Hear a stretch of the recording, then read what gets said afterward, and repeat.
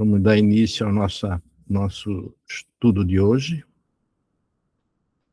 pedindo a Deus, nosso Pai, a Jesus, nosso querido irmão, proteção, né, para que a gente atinja o nosso objetivo, que é a nossa evolução. A nossa gratidão ao Pai, a gratidão aos nossos irmãos que hoje estão presentes na nossa reunião, espiritualmente e materialmente. Pai nosso que estás no céu, santificado seja o teu nome. Venha a nós o teu reino, seja feita a tua vontade, assim na terra como no céu. O pão nosso de cada dia dai-nos hoje. Perdoa, Senhor, as nossas dívidas, assim como nós perdoamos os nossos devedores. E não nos deixeis cair em tentação, mas livra-nos de todo mal, que assim seja. Então vamos lá, pessoal. Vamos trabalhar, né?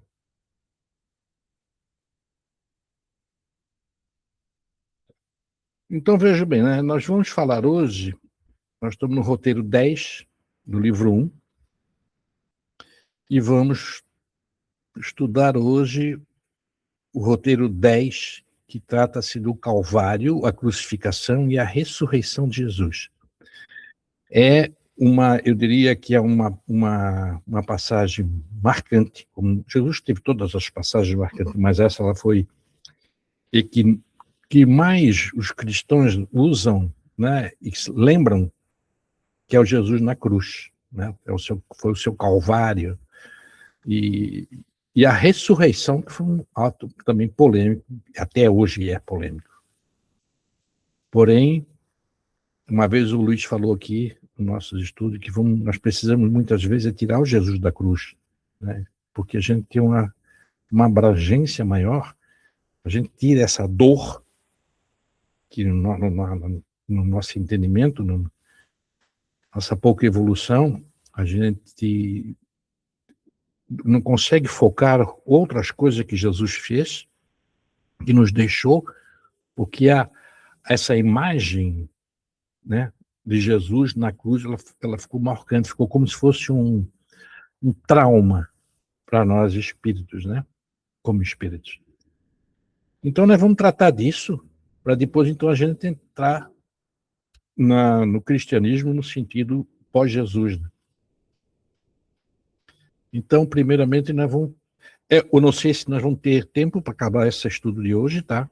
Esse roteiro 10, mas vamos tocar aí na maneira que a gente vem levando, para que a gente possa sair daqui com entendimento sobre ele, né? É o mais importante de tudo. Então, no objetivo do estudo de hoje é relatar os principais acontecimentos ocorridos no Calvário, os principais, na crucificação e na ressurreição. E aí nós vamos interpretá-los à luz do entendimento espírita.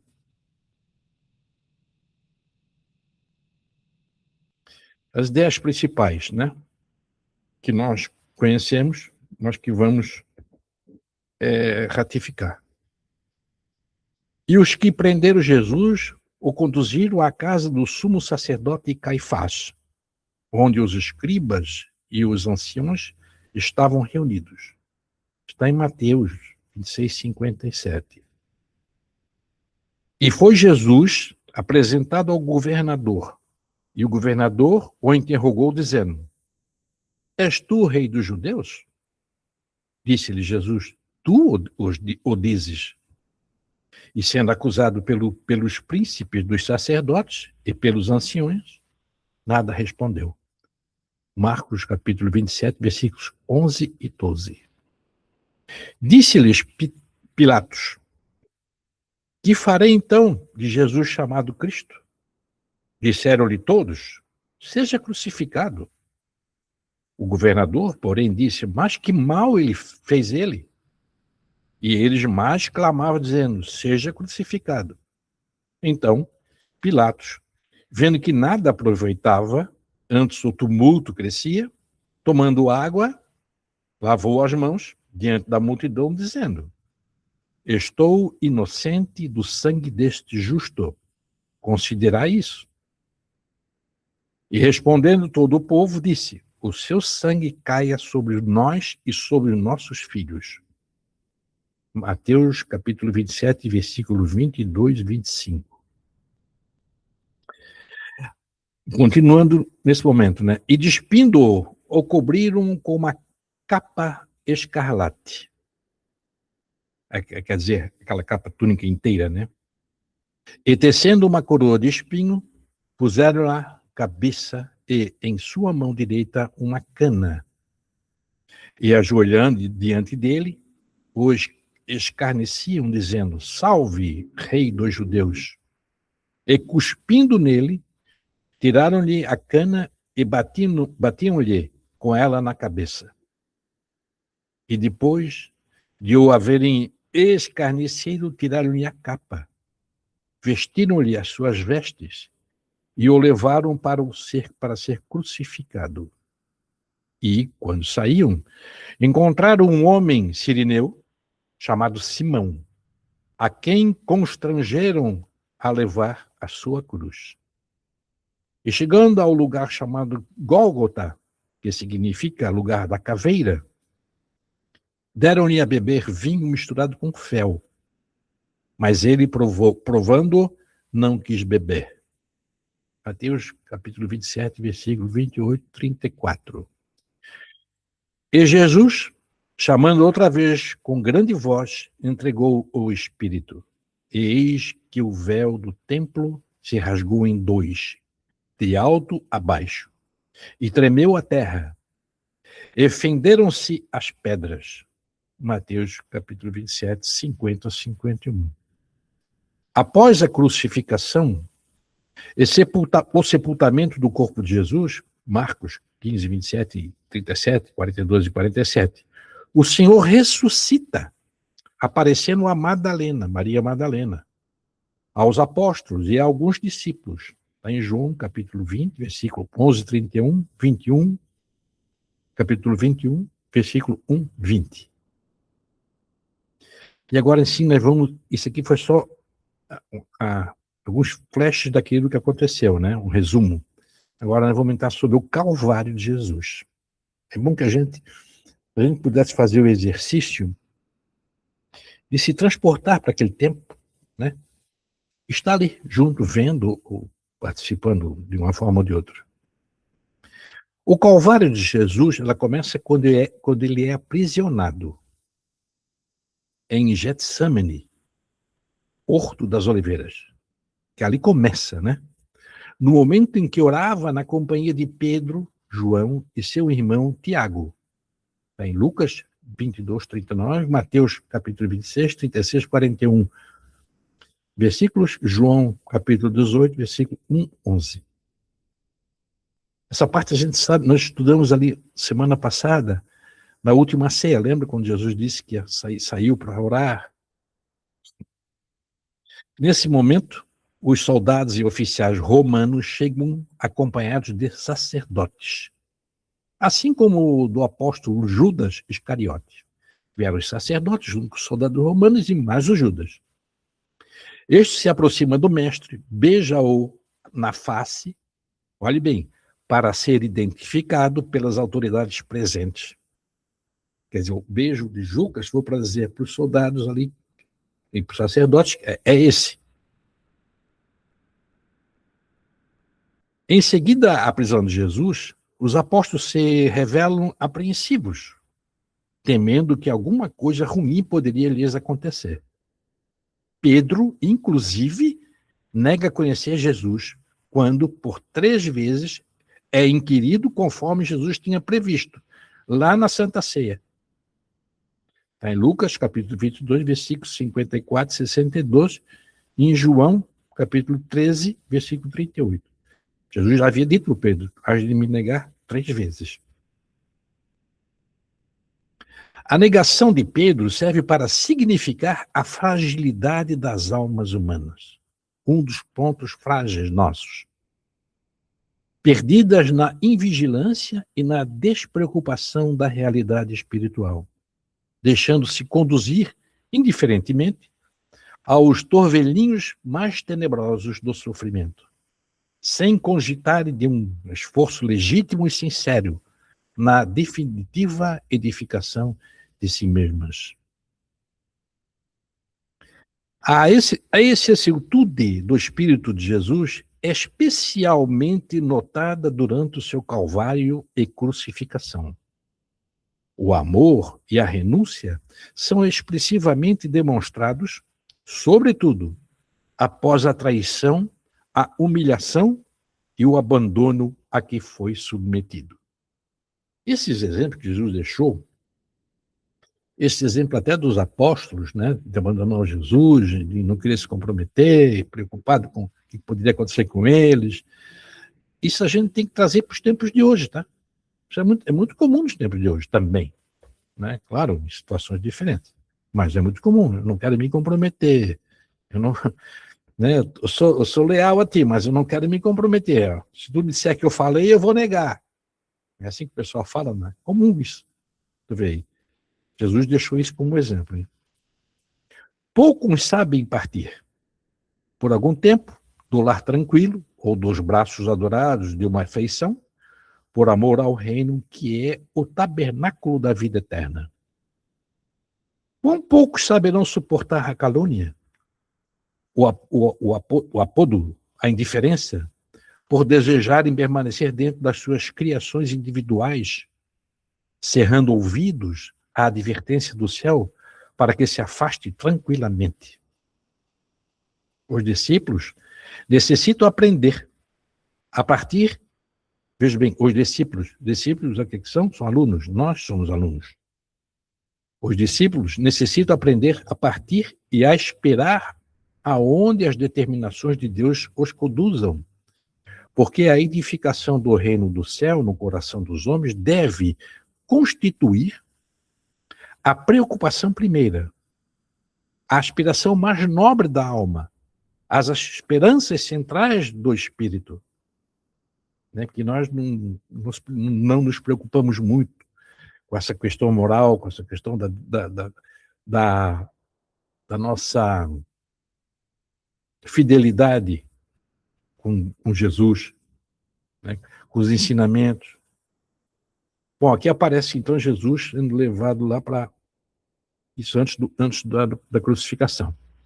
Então, Jesus, aprisionado, ele foi conduzido pelos mensageiros do sacerdote. Naquele momento que ele foi preso lá no Monte das Oliveiras, ele foi trazido aos mensageiros dos sacerdotes.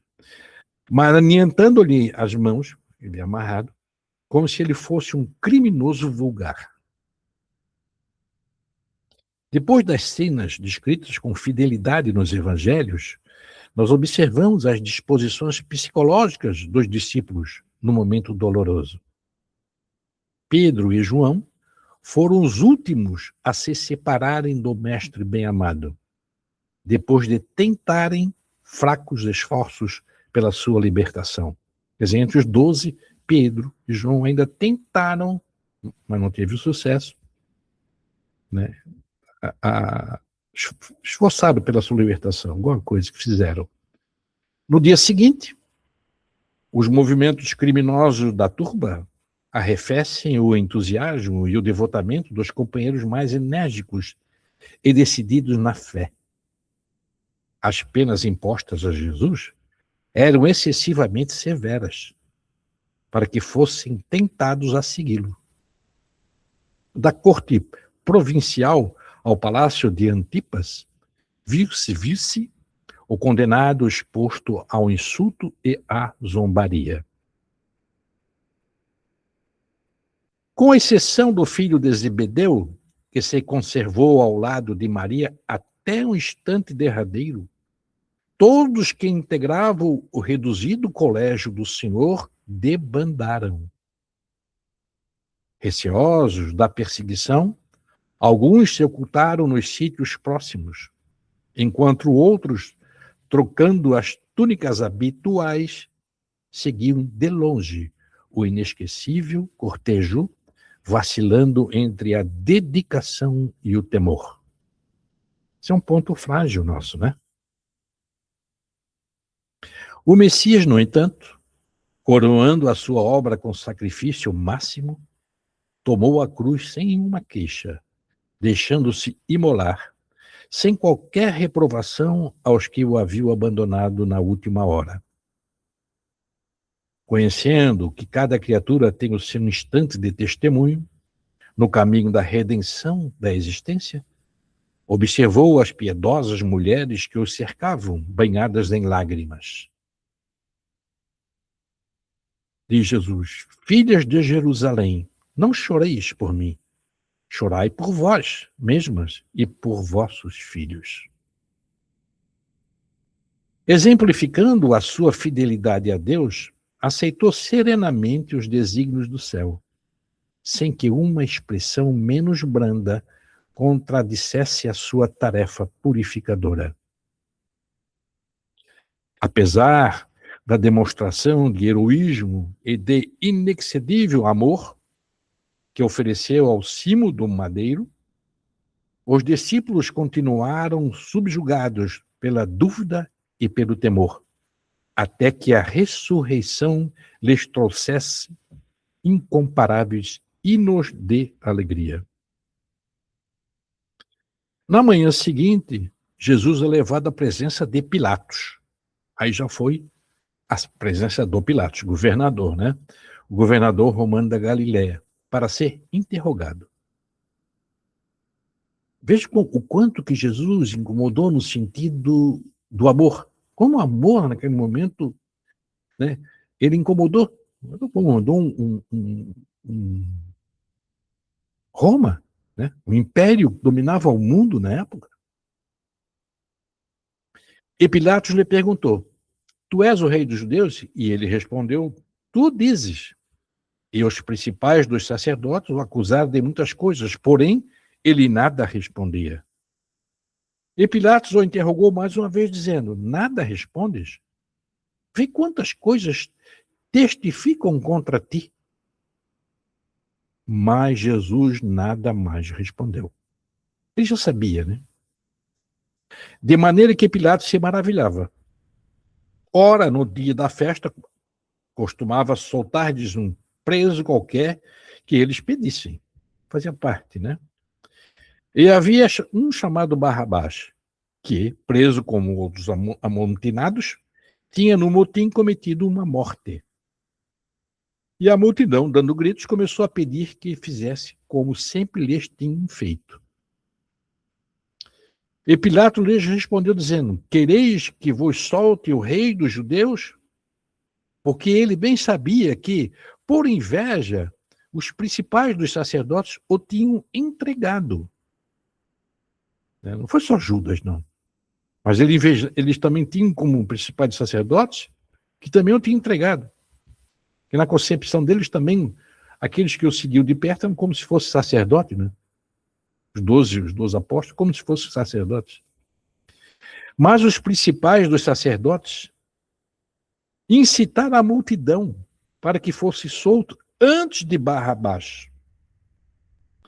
E Pilatos respondeu, lhes dizendo outra vez: que quereis, pois, que faça daquele a quem chamais reis dos judeus? E eles tornaram a chamar: crucifica-o. Mas Pilatos lhes disse: mas que mal fez? E eles cada vez chamavam mais: crucifica-o. Então Pilatos, querendo satisfazer a multidão, soltou-lhes Barrabás. E, açoitando Jesus, o entregou para que fosse crucificado. Está em Marcos capítulo 15, versículo 2 e 15. Agora tem um momento que, antes da crucificação, os soldados conduziram Jesus ao pretório, no interior do palácio governamental, e convocaram toda a corte. Em seguida, vestiram-no de púrpura e, tecendo uma coroa de espinhos, lá impuseram. E começaram a saudá-lo: salve o rei dos judeus. E batiam-lhe na cabeça com um caniço. Cuspiam nele e de joelhos o adoravam.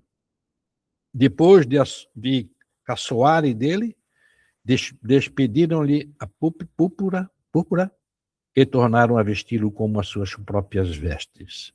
Marcos capítulo 25, versículo 16 e 20. Os transeuntes injuriavam-no, meneando a cabeça, dizendo: ah, tu que destróis o templo em 3 dias e reedificas? Salve-te a ti mesmo, descendo da cruz. Do mesmo modo, todos os chefes dos sacerdotes, caçoando dele entre si, e com os escribas, diziam: salvou, ou outro salvou, a si mesmo não pode salvar. O Messias, o rei de Israel, que desça agora da cruz, para que vejamos e creiamos. E até os que haviam sido crucificados com ele o ultrajavam. Marcos, capítulo 15, versículo 29 e 32.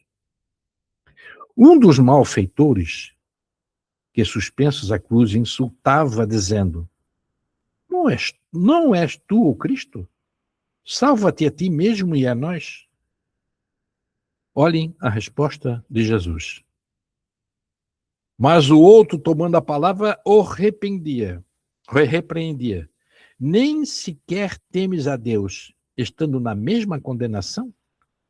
Quanto a nós, é de justiça pagarmos por nossos atos. Mas ele não fez nenhum mal. E acrescentou: Jesus, lembra-te de mim quando vieres com o teu reino. E Jesus respondeu: em verdade te digo, que hoje estarás comigo no paraíso. Lucas 23, versículo 39 e 43. Prosseguindo com os relatos do Evangelho, vimos que Pilatos entregou Jesus para ser crucificado. Ele saiu carregando sua cruz, e chegou ao lugar chamado Caveira, em hebraico chamado Gólgota, onde o crucificaram. E com ele, 2 outros, um de cada lado, e Jesus no meio. Pilatos redigiu também um letreiro e o fez colocar sobre a cruz. Nele estava escrito: Jesus Nazareno, Rei dos Judeus. E estava escrito em hebraico, latim e grego. João, capítulo 29, versículo 17 e 20. Depois da crucificação, os soldados repartiram entre eles as vestes e a túnica de Jesus.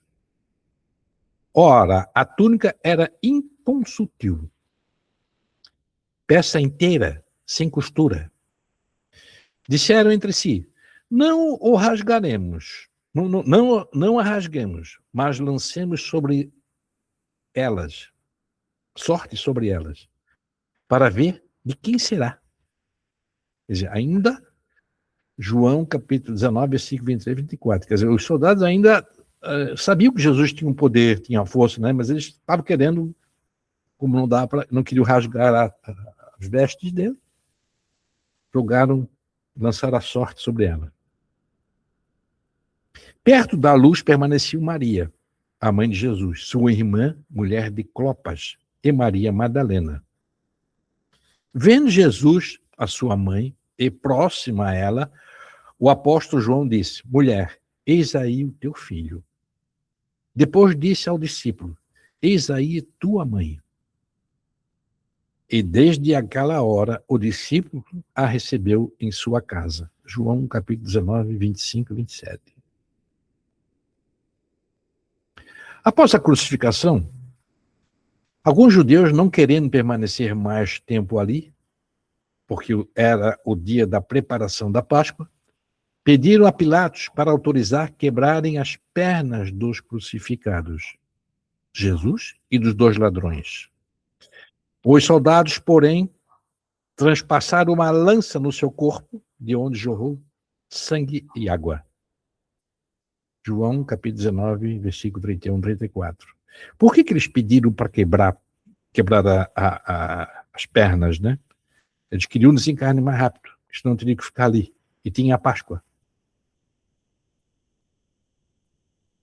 A ingratidão recebida por Jesus, após os inúmeros benefícios que proporcionou, nos conduzem a profundas reflexões. Percebemos, de imediato, o sublime amor por todos nós. O amor verdadeiro e sincero nunca espera recompensa. A renúncia é o seu ponto de apoio, como o ato de dar é a essência de vida. Todavia, quando a luz do entendimento tardar no espírito daqueles a quem amamos, deveremos lembrar-nos de que temos a sagrada compreensão de Deus, que nos conhece os propósitos mais puros. Quer dizer, ali, mesmo assim, Jesus deixou mais um exemplo. Um ponto antes de sua morte, conforme foi mencionado, Jesus entrega Maria aos cuidados de João, filho de Zebedeu. Trata-se de outra valiosa lição, como todas as que o Mestre nos legou. Ele ensinava que o amor universal era o sublime coroamento de sua obra. Entendeu que, no futuro, a claridade do reino de Deus revelaria aos homens a necessidade da cessação de todo o egoísmo e que, no santuário de cada coração, deveria existir a mais abundante cota de amor, não só para o círculo familiar, senão também para todos os necessitados do mundo, e que no templo de cada habitação permaneceria a fraternidade real, para que a assistência recíproca se praticasse na terra, sem serem precisos os edifícios exteriores, consagrados a uma solidariedade claudicante. Então vejam, né, o exemplo que Jesus dava, a profundidade dos exemplos dele, né? No momento da morte de Jesus, relata o Evangelho que, à hora sexta, surgiram trevas sobre a terra até a hora nona. Jesus, então, dando um grande grito, expirou. E o véu do santuário do templo se rasgou em duas partes, de cima a baixo. O centurião, que se achava bem de frente dele, vendo que havia expirado deste modo, disse: verdadeiramente este homem era filho de Deus. Está em Marcos capítulo 15, versículo 33, 37 e 39. Quer dizer, até naquele momento, né, que quando ele parte, que eles chamam de foi expirado o tempo, aconteceu algo da natureza que o centurião disse verdadeiramente este homem era filho de Deus. Quanto aos fenômenos das trevas, aí entra um lado que o Kardec ele elucida, né? Quanto a esse momento das trevas, que quando ele fala ali que na hora sexta surgiram as trevas sobre a Terra, o que Kardec fala? É singular que tais prodígios, operando-se no momento mesmo em que a atenção da cidade se fixava no suplício de Jesus, que era o acontecimento do dia, não tenham sido notados, pois que nenhum historiador os menciona. Parece impossível que um tremor de terra e ou ficar toda a terra envolta em trevas durante 3 horas, num país onde o céu é sempre de perfeita limpidez, hajam podido passar despercebidos. A duração de tal obscuridade teria sido quase a de um eclipse de sol. Mas os eclipses dessa espécie só se produzem na lua nova. E a morte de Jesus ocorreu em face da lua cheia, a 14 de Nissan, dia da Páscoa dos judeus. Então veja que interessante essa elucidação de Kardec, né? É como se tivesse um eclipse, né? Mas naquela época a Lua não estava como nós esperamos o eclipse de acordo com a Lua, óbvio, né? Não, lá houve um sinal. E que ele fala aqui, que eu achei interessante também, vou ler isso aqui de novo, veja que interessante isso aqui, ó. É singular que tais prodígios, operando-se no momento mesmo em que a atenção da cidade fixava no suplício de Jesus, que era o acontecimento do dia, não tinham, olha o que Kardec diz, não tinham sido notados, pois que nenhum historiador os menciona. Eu acho que alguma coisa deve ter sido mencionado, porém ele foi separado. Né? Que nós já conversamos aqui uma vez que muitas coisas não, não vieram à tona. Né? Foram separadas dentro do... quando operavam a estrutura da Bíblia. Né? Continuando aqui a alucinação do Kardec, tá? Do obscurecimento do Sol também pode ser produzido pelas manchas que se lhe notam na superfície. Em tal caso, o brilho da luz se enfraquece sensivelmente, porém, nunca ao ponto de determinar obscuridade e trevas. Admito que um fenômeno desse gênero, se houvesse dado, ele decorreria de uma causa perfeitamente natural, compungindo-os com a morte do seu mestre. Os discípulos de Jesus, sem dúvida, ligaram a essa morte alguns fatos particulares, os quais, noutra ocasião, nenhuma atenção houveram prestado.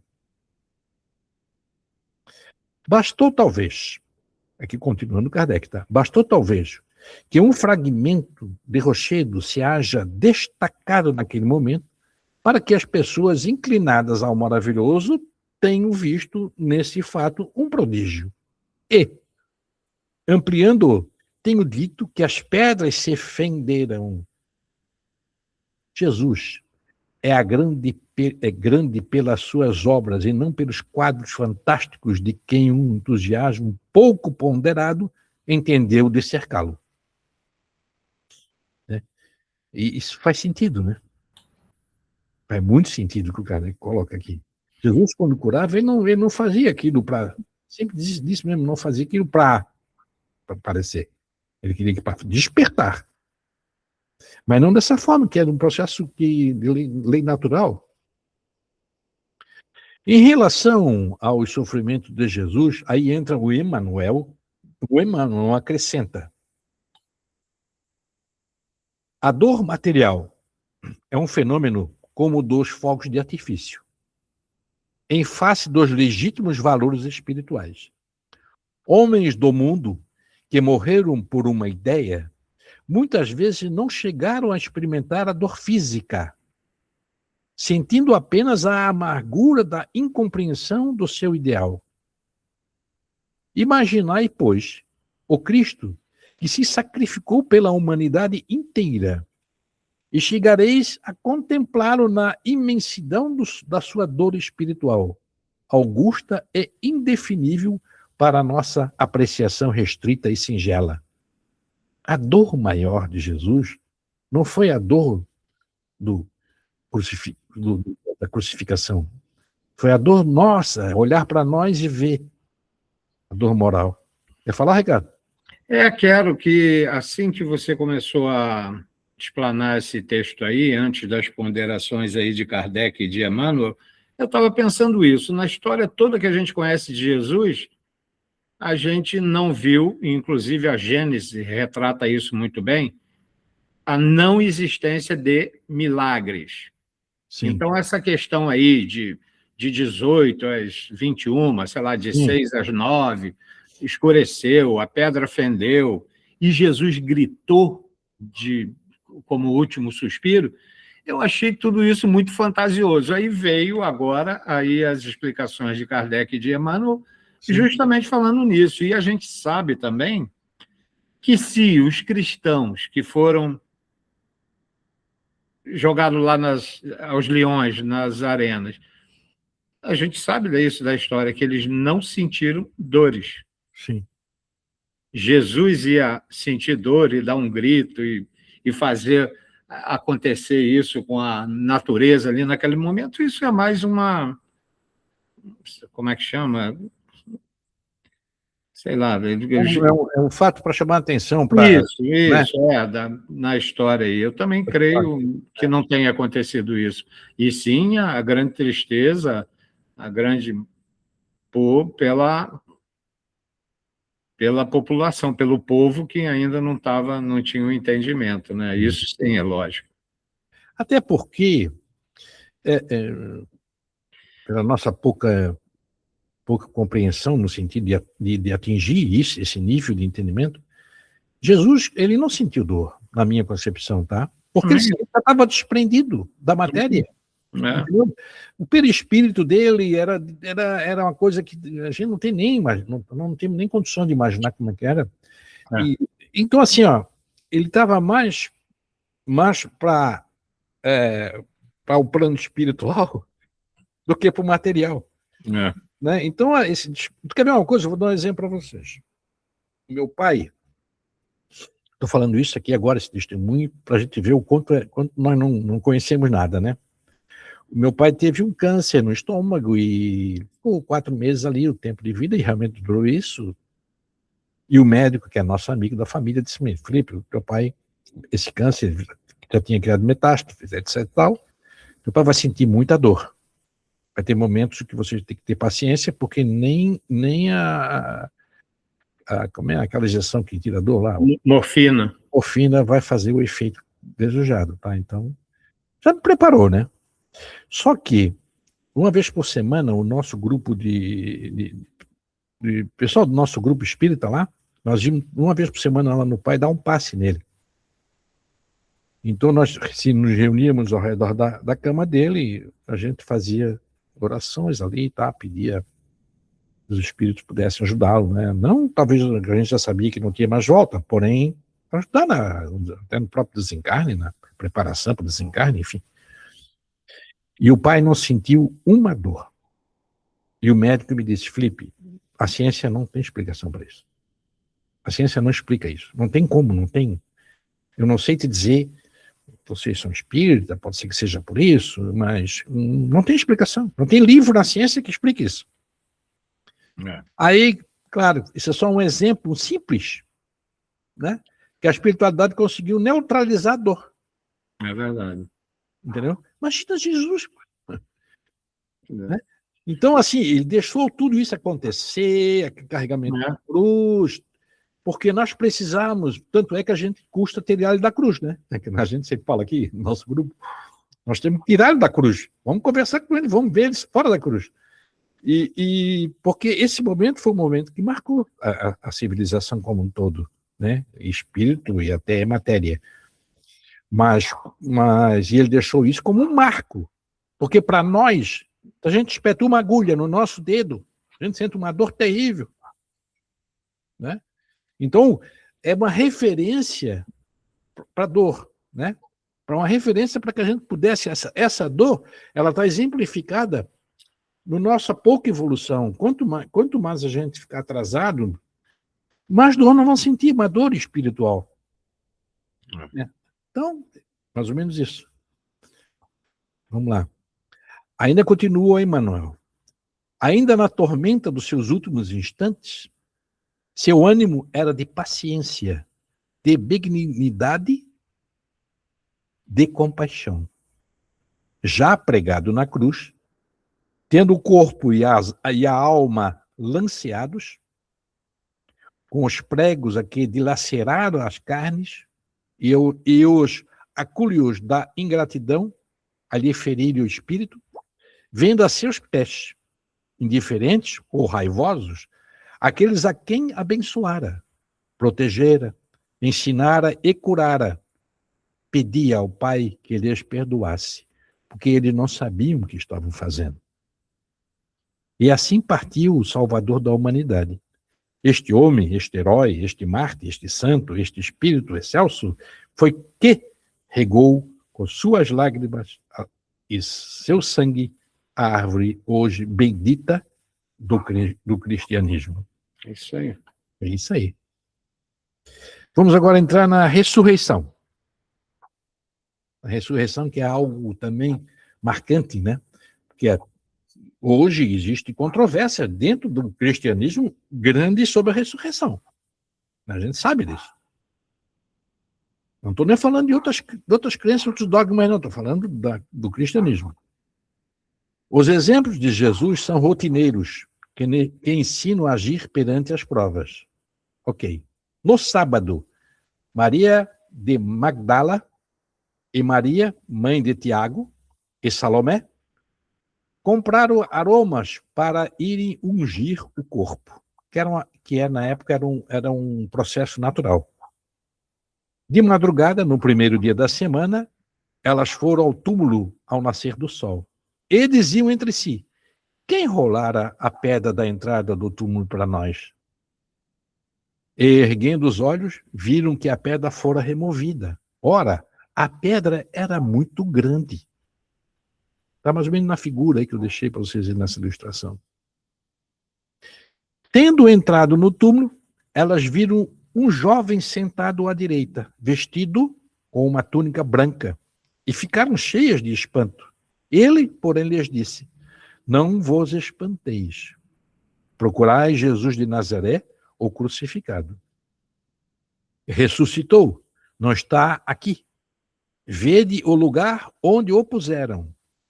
Mas ide dizer a seus discípulos e a Pedro que ele vos precede na Galileia. Lá o vereis, como vos tinha dito. Está em Marcos, capítulo 16, versículo 1 e 7. Agora vejam vocês aqui, ó. Quem foi esse jovem sentado à direita, vestido com uma túnica branca? Foi um espírito materializado. Porque ele simplesmente deixou um recado. Um recado. Né? Como ele diz: não vos espanteis, procurai Jesus de Nazaré, o crucificado. Ressuscitou, ele não está aqui. Vede o lugar onde puseram. Estava vazio, né? Mas ide dizer aos seus discípulos, quer dizer, aos seus alunos, e a Pedro, que ele vos precede na Galileia. Lá o vereis, como vos tinha dito. Quer dizer, Jesus já tinha dito que ia aparecer para eles. Estava então Maria junto ao sepulcro, de fora, chorando, lá de fora, né? Enquanto chorava, inclinou-se para o interior do sepulcro e viu 2 anjos vestidos de branco, sentados no lugar onde o corpo de Jesus fora colocado, um à cabeceira e outro aos pés. Já eram 2 ali, né? Disseram então: mulher, por que choras? Ela lhes disse: porque levaram o meu Senhor e eu não sei onde puseram. Dizendo isso, voltou-se e viu Jesus de pé. Mas não sabia que era Jesus. E Jesus lhe disse: olha que momento maravilhoso esse, é até emocionante isso, né? Maria, mãe, vendo isso acontecer, ela não sabia que era Jesus. Jesus lhe disse: mulher, volta, né? Por que choras? A quem procuras? Pensando ser jardineiro, ela lhe diz: Senhor, se foste tu que o levaste, dize-me aonde o puseste, e eu o irei buscar. Aí disse-lhe Jesus, Maria. Voltando-se, ela lhe diz em hebraico, Rabone, que quer dizer mestre.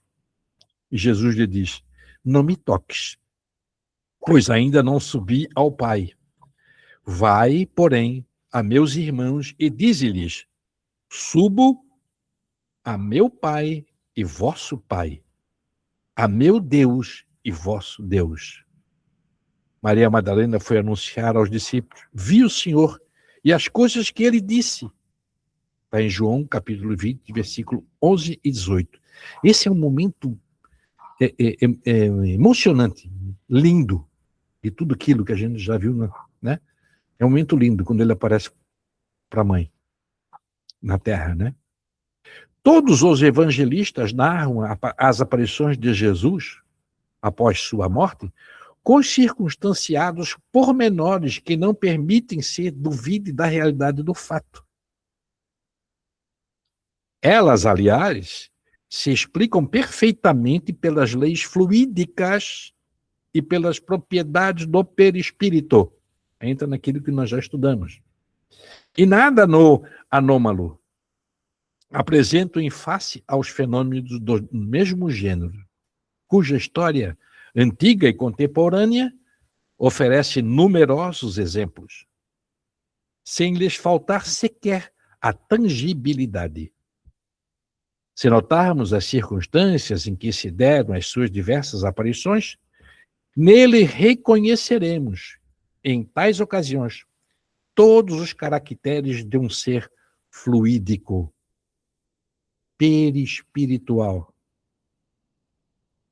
Não tinha mais matéria. Jesus apareceu para a mãe, para Maria, apareceu depois, fluidicamente falando, perispiritualmente falando. O que nos oferece a ressurreição do Cristo, nos oferece oportunas lições. Quais são elas?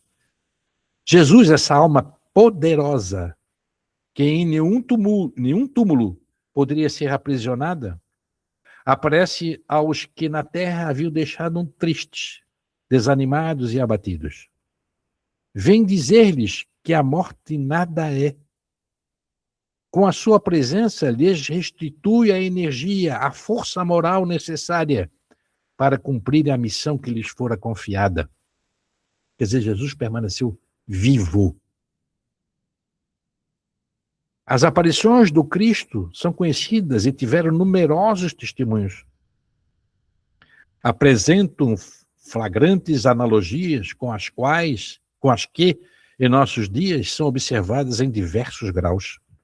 Desde a forma etérea, sem consistência, com que aparece a Maria Madalena, e que não suportaria o mínimo contato, até a completa materialização, tal como o pode verificar Tomé, que tocou com a própria mão as chagas do Cristo.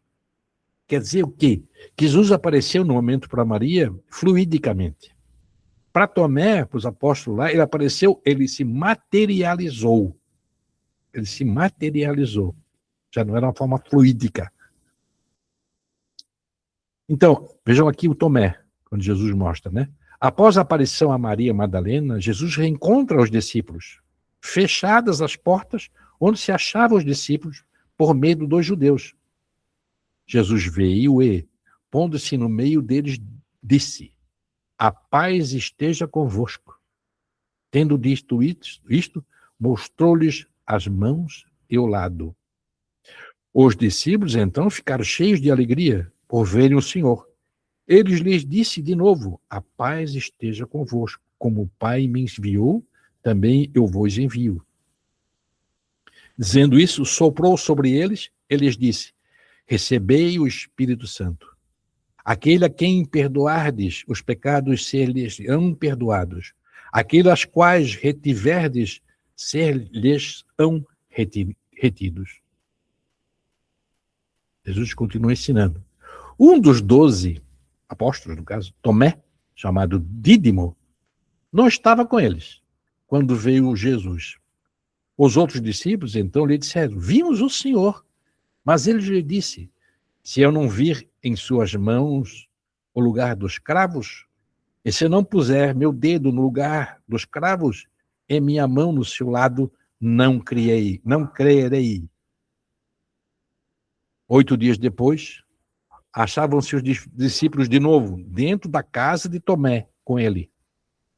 Jesus veio, estando as portas fechadas, pôs-se no meio deles e disse: a paz esteja convosco. Disse depois a Tomé: põe teu dedo aqui e vê minhas mãos. Estende tua mão e põe no meu lado, e não sejas incrédulo, mas crê. Respondeu-lhe Tomé: meu Senhor e meu Deus. Jesus lhe disse: porque vistes, credeste. Felizes os que não viram e creram. Está em João, capítulo 20, versículos 19 e 29. Por isso que nós popularmente falamos: eu sou igual a Santo Tomé, eu tenho que ver para crer. Está aí o porquê disso. Eu sou igual a Santo Tomé, eu tenho que ver para crer. Isso tem uma razão, tem uma passagem de Jesus com Tomé.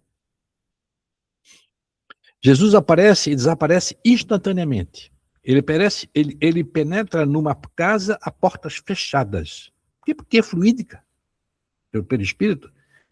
Em Emaús, conversa com 2 discípulos que não reconhece e desaparece repentinamente.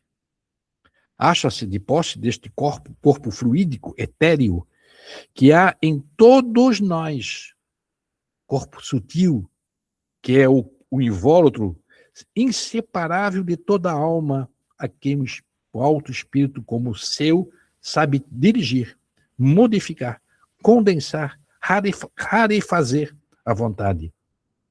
E ao tal ponto o condensa, que se torna visível e tangível aos assistentes. Esse fluido etérico nós vamos ter quando desencarnarmos, né? No sentido de muitas vezes um espírito, ele, pelo pensamento, ele consegue moldar isso. Imagina Jesus, né? As provas da ressurreição de Jesus são incontestáveis. Não há como ter dúvidas. As aparições diárias de Jesus, aquela gente que deveria secundá-lo no ministério da divina lei, haviam abraçado seus corações e seus suaves e edificantes ensinamentos, cheios de mansidão e humildade. Tinham exaltado aquelas almas, elevando-as às culminâncias da espiritualidade,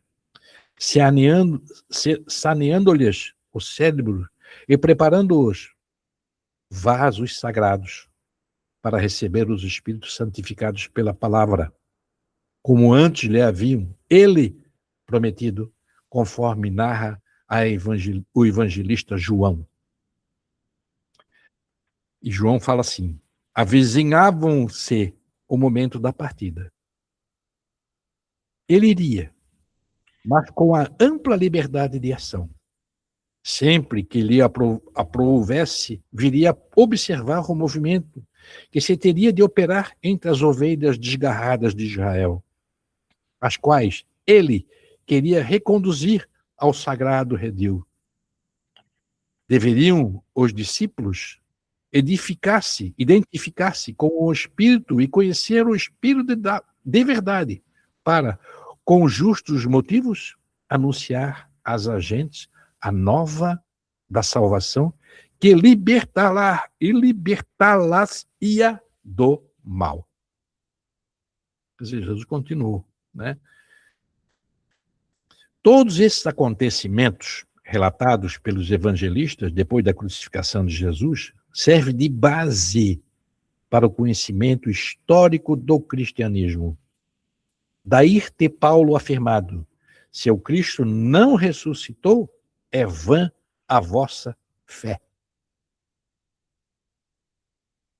O cristianismo não é uma esperança, é um fato natural, um fato apoiado no testemunho dos sentidos. Os apóstolos não acreditavam somente na ressurreição, estavam dela convencidos. O Cristo, porém, lhes apareceu e a sua fé se tornou tão profunda que, para a confessar, arrostaram todos os suplícios. As aparições do Cristo depois da morte asseguraram a persistência da ideia cristã, oferecendo-lhe como base todo um conjunto de fatos. Então, meus amigos, mais uma lição, né? Mais uma lição, que embaixo depois aqui é só as referências, tá? Então vejo vocês que nós daqui em uma hora, né, falamos algumas coisas mais que foi assim separada, né, no estudo nosso, para a gente ter uma noção maior da grandeza de Jesus, né, do Calvário dele. Sabe como é que a gente tem que olhar esse Calvário? A gente tem que ter um olhar para o Calvário, para a crucificação, um olhar mais espiritualizado, né? Assim como foi a ressurreição, né? Essa parte que ele aparece, quer dizer, então ele deu vários exemplos. Ele apareceu fluidicamente, apareceu materializado, quer dizer, porque ele tinha essas condições, né, plenas, e até porque ele precisava a gente tem que olhar desse lado, ele precisava voltar aqui, porque senão ele seria um profeta que morreu numa cruz para nos salvar, ponto. E depois? a continuidade disso. Que até hoje, a gente já passou 2.000 anos, a gente teve dificuldade. Estamos com dificuldade, né? Estamos aqui aprendendo, graças a Deus, uma coisa um pouquinho mais profunda, mais voltado para que a gente possa fazer algumas reflexões sobre isso. Mas o importante, sempre digo, o importante do estudo é isso aí, que mexe lá dentro da gente, lá no nosso interior. Acorda, né? É como se fosse assim uma chacoalhada. Acorda. Quando tu olhar para Jesus, pensa nele no sentido mais amplo. E nós não temos noção desse irmão que veio, a sua grandeza, o que ele queria, e que nós, às vezes, deixamos passar no nosso dia a dia. Ele não quer mais nada a não ser a nossa melhora espiritual, né? E para isso a gente está lutando. Deixo para vocês aí alguma observação. Eu achei que não ia dar tempo de passar tudo, mas foi dentro da normalidade nossa, né? Ô, Luiz Felipe, eu queria perguntar assim, por que será que o povo se revoltou todos assim contra Jesus, sabendo que ele provou tanta coisa boa, né? Por que teve esse movimento? Isso que eu não entendo também. Porque foi assim, ó. Jesus, lembra que nós estudamos aquela parte que Jesus tinha 12 apóstolos, depois 70 discípulos, depois 500 discípulos, né? Porque Jesus causava realmente impacto onde ele passava. Mas o povo, na época, a maioria, grande maioria, considerando a população daquela região toda, considerando as pessoas que estavam se tornando, ainda aprendendo com os ensinamentos dele, quer dizer, porque era de boca em boca, né? A maioria, a grande maioria, eram ignorantes, espíritos totalmente ignorantes. Porque eles também eram conduzidos.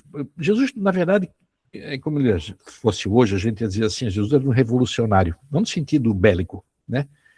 Porque ele conseguiu mexer com a estrutura moral do império, de um dos maiores impérios que tivemos sobre a Terra, né? Apesar de os senadores romanos, os governadores, que foi o caso de Pilatos, mas ele incomodava, sabe? Então isso tudo ele era fomentado na população exatamente porque ele era isso, era aquilo. Mas para quem não conhecia pessoalmente, para quem não seguia, que não tinha sensibilidade de segui-los, caso de apóstolos e outros discípulos, né, que paravam para ouvi-lo, que iam ao encontro dele para ouvi-lo, a maioria era puramente ignorante. Então olhavam para ele como uma pessoa que era contra tudo, uma pessoa que mentia, que era uma pessoa que era isso que diziam para eles, né?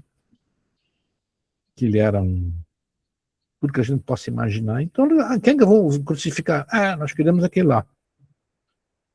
Então tem o lado também, que a gente às vezes não pode deixar de pensar, que é o lado de espíritos ainda em evolução primária,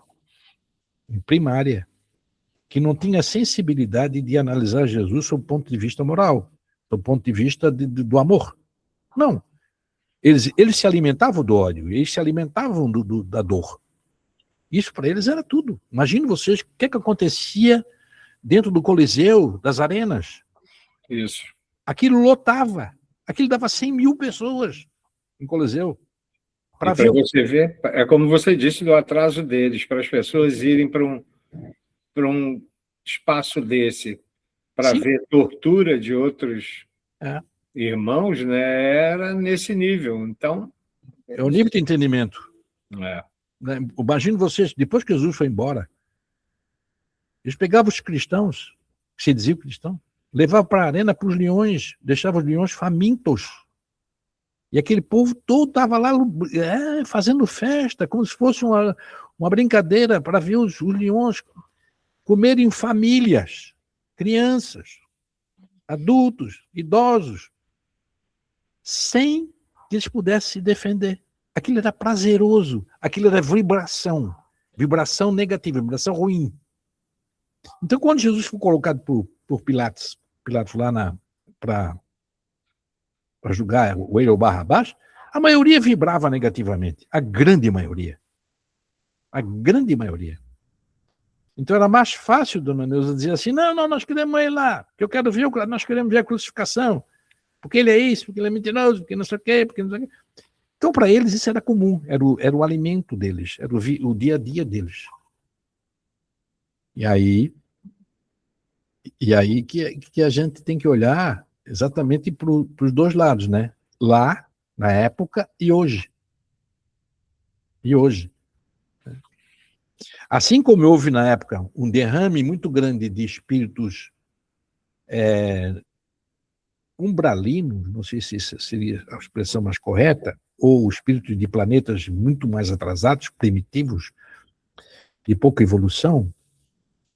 Hoje, nos tempos atuais, 2026 anos depois, nós ainda vemos gente como seitas, dogmas, que criam terrorismo e matam as pessoas com a maior facilidade do mundo, né? Sem dor, sem piedade. Então, tudo está atrelado à evolução, né? Eu não sei, tenho as minhas dúvidas, se Jesus viesse hoje, se ele não poderia também receber um tiro, uma bomba em cima dele. A gente não sabe. Verdade. Nós hoje temos condições que a gente está estudando, espiritualidade, evolução, etc. Tal. Mas, para aquela época, matar era uma coisa mais comum que eu posso imaginar. E prazerosa. E prazerosa, exatamente. E prazerosa. E hoje a gente ainda vê isso, né? Como você está dizendo, ainda vê isso, através do terrorismo, através das facções, matam as pessoas, tu vê as declarações por prazer. Não dá para a gente entender, porque, graças a Deus, a gente não está mais nesse nível, né? Então é meio difícil a gente conceber isso, né? Mas ainda tem muito dos nossos irmãos aí nesse nível. Tanto é que pelas literaturas aí, pelas coisas que a gente lê da transição planetária, muitos dos nossos irmãos estão sendo e vão ser expurgados para fora do planeta, né? Porque ainda tem essa índole, vamos dizer, que ocorreu lá 2026 anos atrás, existia, né? Então, não mudaram nada, né? eu tive lendo, eu acho que, não sei, como a gente tem mais grupos, às vezes confunde, se já falamos aqui, mas que existem muitos irmãos ainda, olha, a gente está falando de 2000 anos, lá de Jesus.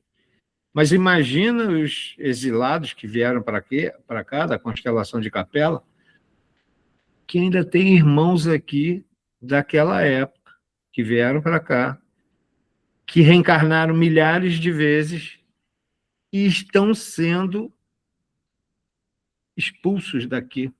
Você consegue é um negócio quase que inconcebível, né? Foram exilados, vieram para cá de sempre aqui no planeta que vieram, e assim mesmo não conseguiram se liberar dessa... Não tem mais matrícula para eles, são expulsos do colégio. De novo, imagina só, né? A gente é um negócio como é difícil da gente entender, né? Como é que alguém, que é algum espírito, não consegue um mínimo de evolução, né?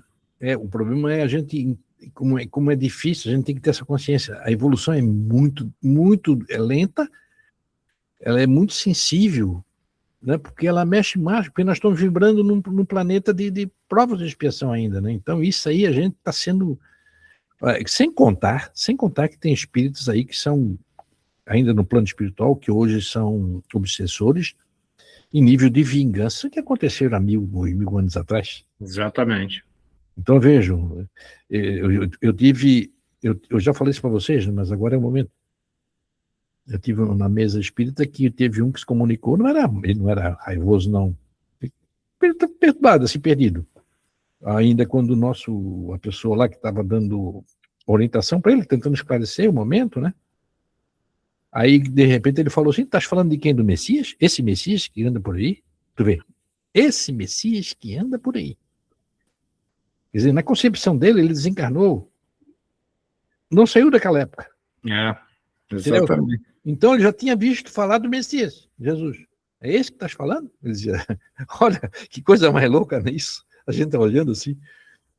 2000 anos depois ele vem falar isso. Quer dizer, é esse que estás falando. Entendeu? Então a evolução é muito delicada. Teve um outro fato também, que um espírito de uma mulher, ela se comunicou, e já, antes nós fomos preparados, dizendo que era uma pessoa que estava sofrendo muito, que nós teríamos que ter paciência, que ela teria que vir várias vezes para poder ser encaminhada, ser resgatada. Esse espírito, ela vinha no sofrimento, vocês não fazem sentido, choro, choro, choro, e ninguém entendia o que ela falava, ninguém entendia. Depois que ela conversamos, mas não foi possível ter um diálogo, porque ela não deixava, ela chorava o tempo inteiro. E aí depois nos foi falado que era um espírito de uma egípcia, que os filhos foram arrancados dos braços dela, e ela foi para um calabouço, desencarnou lá. E ela estava procurando os filhos. Isso há mais de 5.000 anos, é o antigo Egito. Vocês imaginem, tu tem um sentimento de dor hoje, que pode daqui a 5.000 anos tu tá ainda chorando naquela agonia, naquela coisa toda. Então eu vejo como isso é sensível, né? Como isso é difícil. E aí, aí eu vou, Ricardo, ratificar o que estás falando mesmo, né? Felizmente, hoje nós temos um pouquinho de entendimento, ou aceitação, ou mínima aceitação, né? Opa, olha, então é assim, então vamos olhar aqui para Jesus, assim, vou ter esse olhar para ele. Por que ele falava assim, né? Por que ele morreu na cruz? Por que ele foi assim? Por que ele não deu um grito de dor? Mas a maior dor dele não foi a dor da matéria, foi a dor do espírito. Essa foi a maior dor dele. Exato. Imagine vocês, dizem, né, que ele mais de 1.000 anos para prepará-lo, perispírito, para ele poder reencarnar conosco. Então, a coisa é muito mais delicada do que nós possamos imaginar. Aí ele vem, quando começou a pregar, ficou 3 anos e desencarna, né? Então, é tudo isso que a gente tem. Então, pessoal, o estudo de hoje foi mais um passozinho aí, né? Mais um degrauzinho aí que a gente deu em relação a esse entendimento, a essa matéria do Calvário, da crucificação e da sua ressurreição, com um olhar mais aprofundado, né? Essa grande vantagem do nosso estudo é isso aí, a gente sair daquela coisinha do Jesus ali, passou por lá, a gente foi acostumado, né? Culturalmente fomos treinados para entender dessa forma. Sim, só que agora a gente foi um pouquinho mais além. Então, pessoal, mais uma vez aí, vamos agradecer a Deus, nosso Pai, né?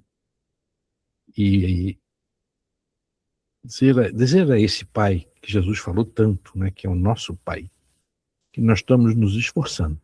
Nós sabemos que é difícil, sabemos que precisamos melhorar muito, mas nós estamos buscando, através dos exemplos do nosso irmão, teu filho, Jesus, alguns exemplos dele para que a gente possa fazer uma reflexão interior, para que a gente possa buscar um pouquinho mais de entendimento, né, para a melhoria não só nossa, mas como também do todo, né? E nisso a nossa gratidão por ter dado essa oportunidade de estarmos reunidos uma vez por semana, passo a passo, entender esse livro 1, que é o cristianismo, né, que agora estamos entrando, e na próxima semana nós vamos estudar Estevão, primeiro mártir do cristianismo. Então, e depois nós vamos estudar Paulo de Tarso. Então, nosso Pai, Deus, nós estamos buscando, procurando, nos esforçando para sermos alunos Talvez não os melhores, mas dentre aqueles que buscam a sua melhoria. A nossa gratidão ao nosso querido irmão Jesus, que se faz presente ao nosso estudo, porque ele disse: onde estarão presente um ou mais, em meu nome lá estarei. Então, é esse irmão Jesus, a nossa gratidão pelos ensinamentos deixados aqui conosco. Pai nosso que estás no céu, santificado seja o teu nome, venha a nós o teu reino, seja feita a tua vontade, assim na terra como no céu. O pão nosso de cada dia dai-nos hoje, perdoa, Senhor, as nossas dívidas, assim como nós perdoamos nossos devedores. Não nos deixeis cair em tentação, mas livra-nos de todo mal, que assim seja. Damos por encerrado nossos estudos de hoje. Que assim seja. E assim seja. Muito obrigado a todos. Obrigado. Obrigado pela presença, mais uma vez. Pela aula. Obrigada, tá? Tchau. Até a próxima. Tchau. Boa resto de semana. Tchau, tchau. Obrigado igualmente. Obrigada, tchau.